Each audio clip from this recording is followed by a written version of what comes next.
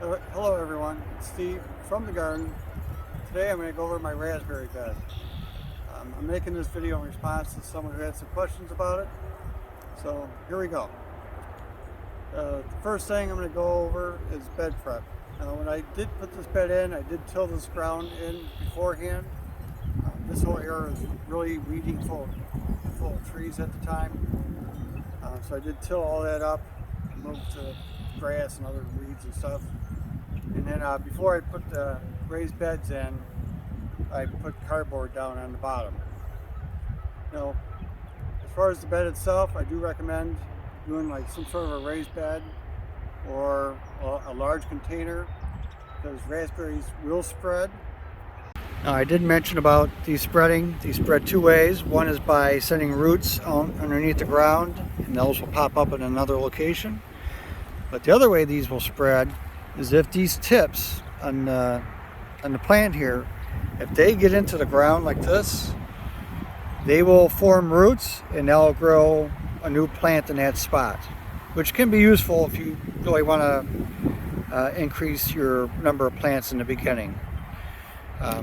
You can of course do them by seed too, but that takes a very long time. This bed happens to be 4 feet by 14 feet long.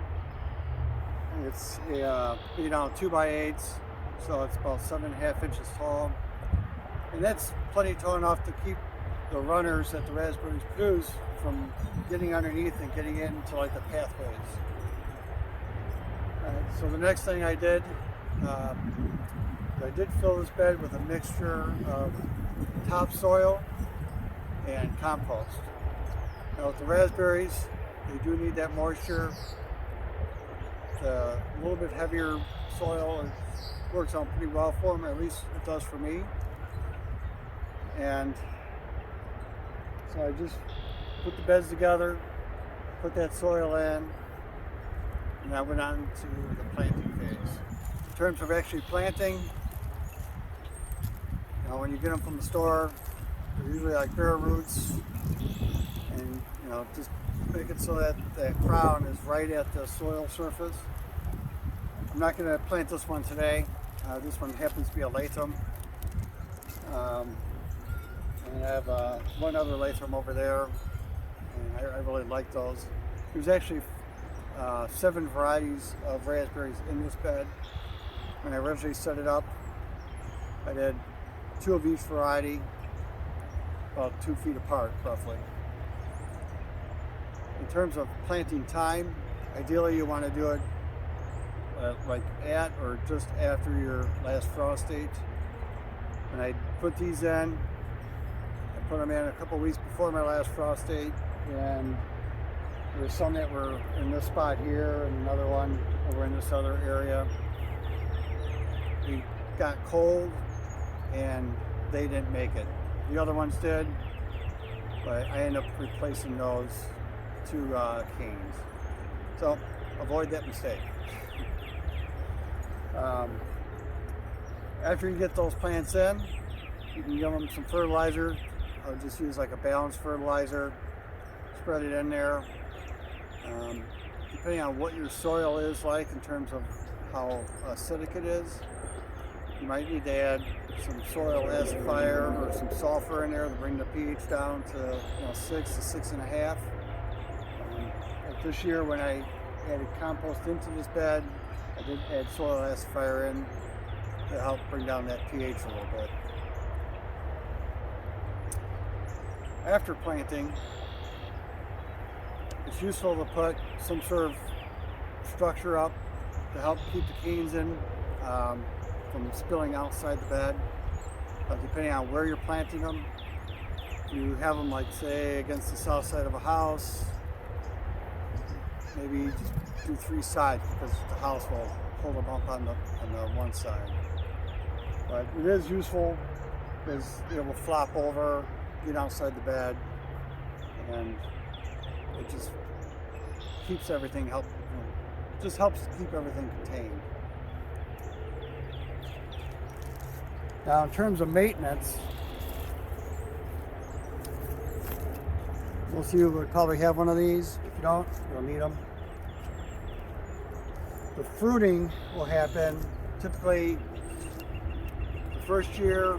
You might get a couple fruit on the cane that you buy, but the new canes will come up, and most of those will fruit in the fall, and then they'll fruit again in like June, July of the following year.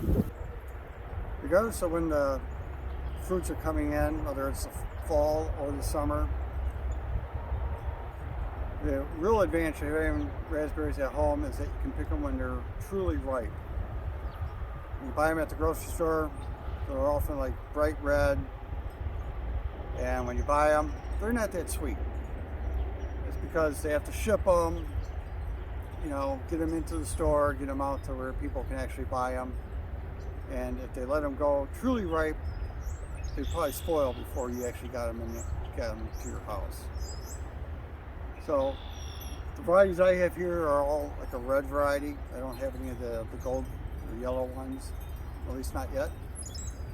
So what I like to do is I will let them turn red, and usually wait 1, maybe 2 more days after that, and they will turn kind of a purplish red. And when they turn that color, that's when they're really ripe and they're sweet. You can pull them off real easy, and they taste good. In terms of using them up, I pick them, we'll eat them for that day, maybe the next, and anything after that I end up freezing, and I turn them into raspberry lemonade. Now let's go over the maintenance part. Now the raspberries, when you get them, you're buying like a 1-year-old cane.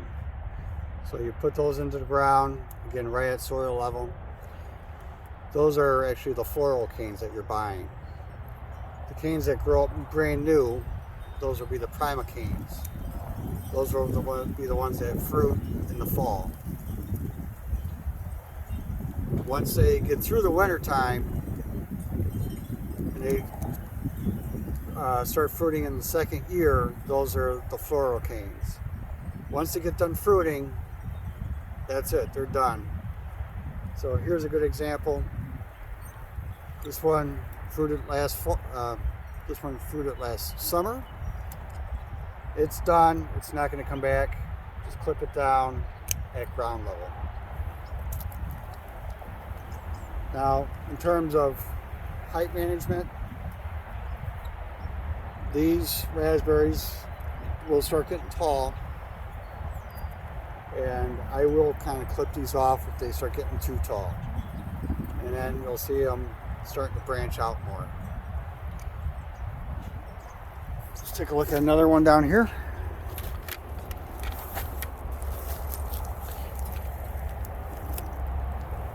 So you can see like this one, it fruited already.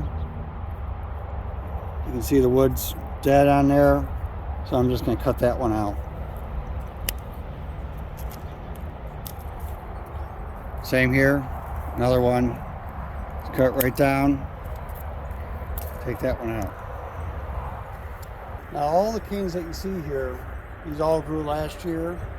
These are all fruit in the summertime, which means that after they get done producing fruit in the summer, all the canes that you see will be cut out and removed. And then over the course of the spring and summer, all the new canes will come up.